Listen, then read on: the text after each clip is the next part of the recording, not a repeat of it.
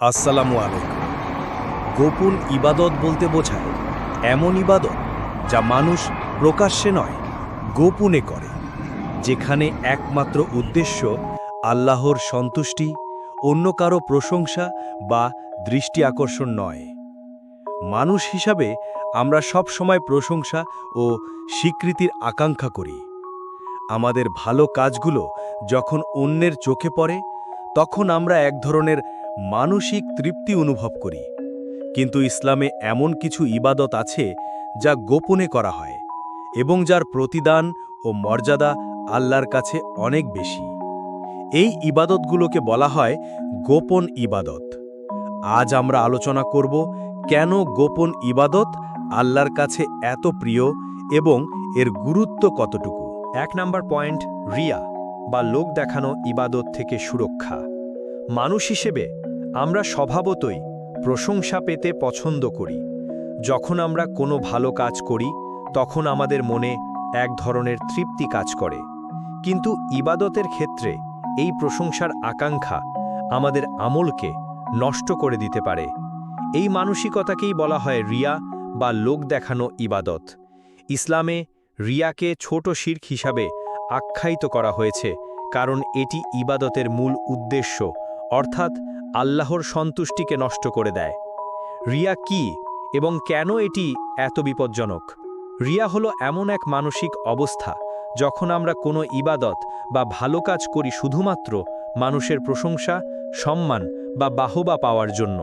আমাদের নিয়ত থাকে আল্লাহকে খুশি করার চেয়ে মানুষকে খুশি করা।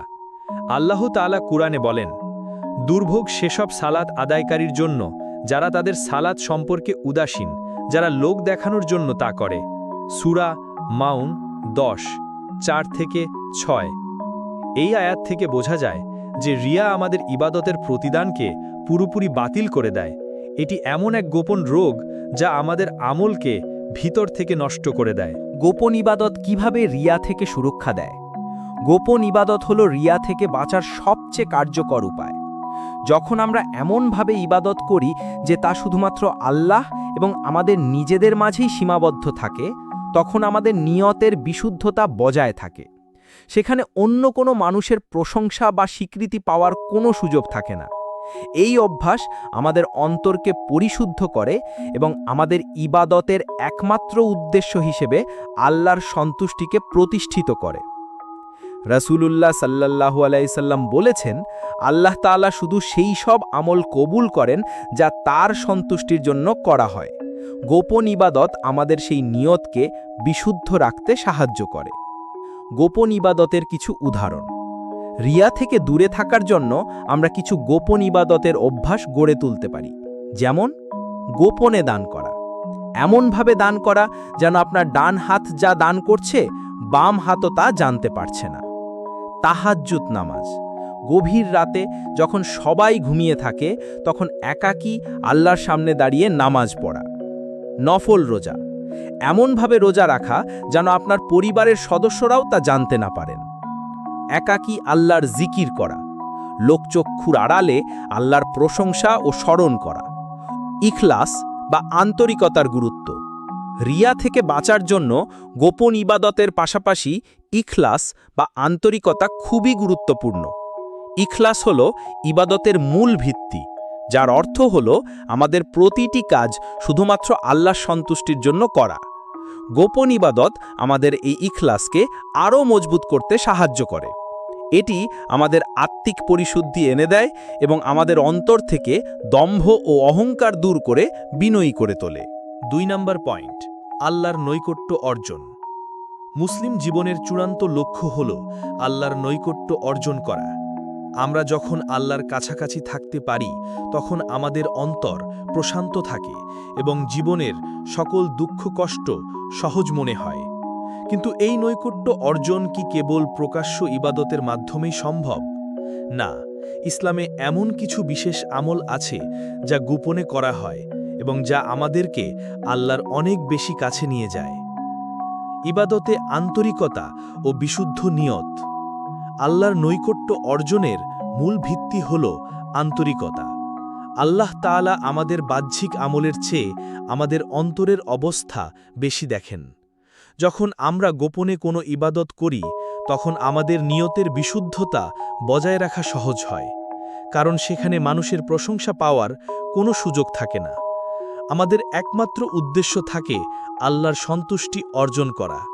এই বিশুদ্ধ নিয়ত আল্লাহর কাছে আমাদের আমলকে অনেক বেশি মূল্যবান করে তোলে এবং আমাদের তার নৈকট্য লাভের যোগ্য করে তোলে।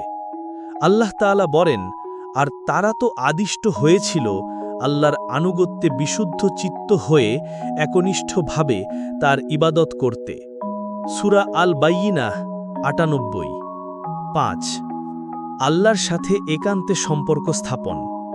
গোপন ইবাদত আল্লাহর সাথে আমাদের ব্যক্তিগত সম্পর্ককে গভীর করে তোলে।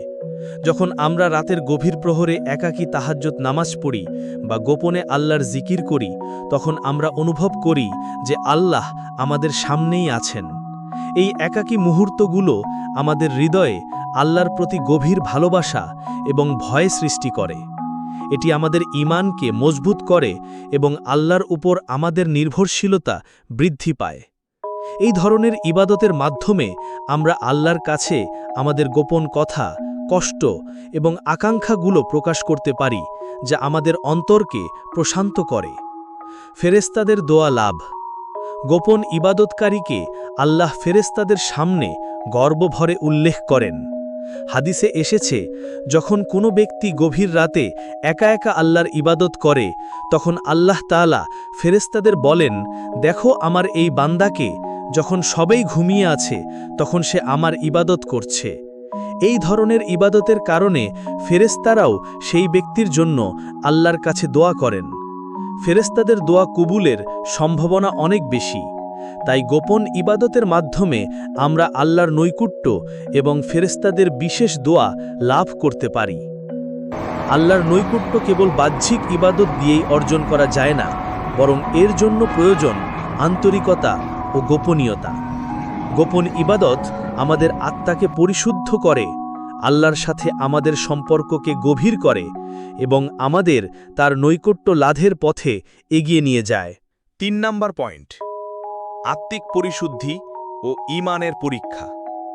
আমাদের ঈমান কতটা মজবুত তা কেবল প্রকাশ্য ইবাদত দিয়েই যাচাই করা যায় না, বরং আসল পরীক্ষা হয় তখন যখন আমরা এমনভাবে ইবাদত করি যা কেউ দেখে না। এই গোপন ইবাদতই আমাদের আত্মিক পরিশুদ্ধি ঘটায় এবং আমাদের ঈমানের প্রকৃত শক্তিকে প্রকাশ করে। আত্মিক পরিশুদ্ধির মাধ্যম। আমাদের অন্তর অহংকার, হিংসা এবং লোক দেখানো মানসিকতা বা রিয়া এর মতো অনেক ব্যাধিতে আক্রান্ত হতে পারে। এই ব্যাধিগুলো আমাদের ইবাদতকে নষ্ট করে দেয় এবং আল্লাহর নৈকট্য লাভের পথে বাধা সৃষ্টি করে। গোপন ইবাদত হল এই আত্মিক ব্যাধিগুলোর সবচেয়ে কার্যকর চিকিৎসা। যখন আপনি গোপনে দান করেন, তখন আপনার মনে দান করার যে আনন্দ তা শুধুই আল্লাহর জন্য থাকে। সেখানে মানুষের প্রশংসা বা স্বীকৃতি পাওয়ার কোনো আকাঙ্ক্ষা থাকে না। এই অভ্যাস আমাদের অন্তর থেকে অহংকার ও দম্ভকে দূর করে এবং বিনয় ও নম্রতা সৃষ্টি করে। এটি আমাদের আত্মাকে পরিশুদ্ধ করে এবং আল্লাহর ভালোবাসার যোগ্য করে তোলে। ঈমানের প্রকৃত পরীক্ষা। গোপন ইবাদত আমাদের ঈমানের এক বড় পরীক্ষা। এটি প্রমাণ করে যে আমরা কি সত্যিই আল্লাহর জন্য কাজ করছি নাকি মানুষের চোখে ভালো সাজার জন্য। যখন কেউ গোপনে তাহাজ্জুদ পড়ে বা নফল রোজা রাখে, তখন এর সাক্ষী থাকে শুধু আল্লাহ।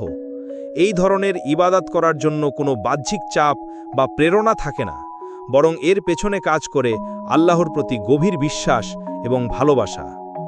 এই একাকী ইবাদতগুলোই আমাদের ঈমানের দৃঢ়তাকে প্রমাণ করে। রাসূলুল্লাহ সাল্লাল্লাহু আলাইহি ওয়াসাল্লাম বলেছেন, সর্বশ্রেষ্ঠ আমল হচ্ছে সেই ইবাদত যা লোক চক্ষুর অন্তরালে করা হয়। আহমদ। আল্লাহর উপর নির্ভরশীলতা বৃদ্ধি। গোপন ইবাদতের মাধ্যমে আমরা আল্লাহর উপর আমাদের নির্ভরশীলতাকে আরও মজবুত করি।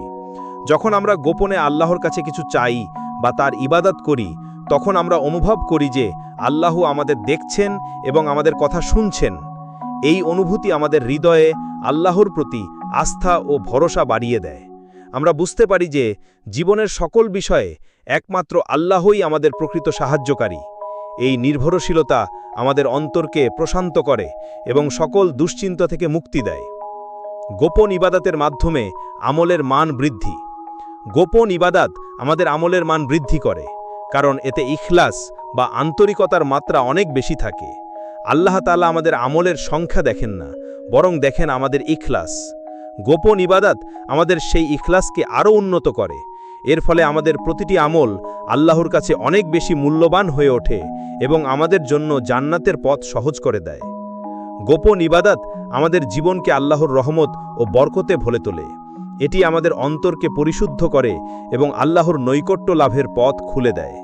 আসুন আমরা আমাদের ইবাদতে গোপনীয়তা বজায় রাখার চেষ্টা করি, যাতে তা শুধুমাত্র আল্লাহর সন্তুষ্টির জন্যই হয়। পরিশেষে গোপন ইবাদত আমাদের জীবনকে আল্লাহর রহমত ও বরকতে ভরে তোলে। এটি আমাদের অন্তরকে পরিশুদ্ধ করে এবং আল্লাহর নৈকট্য লাভের পথ খুলে দেয়। আসুন আমরা আমাদের ইবাদতে গোপনীয়তা বজায় রাখার চেষ্টা করি, যাতে তা শুধুমাত্র আল্লাহর সন্তুষ্টির জন্যই হয়। আল্লাহ আমাদের সবাইকে এর তৌফিক দান করুন। আমিন।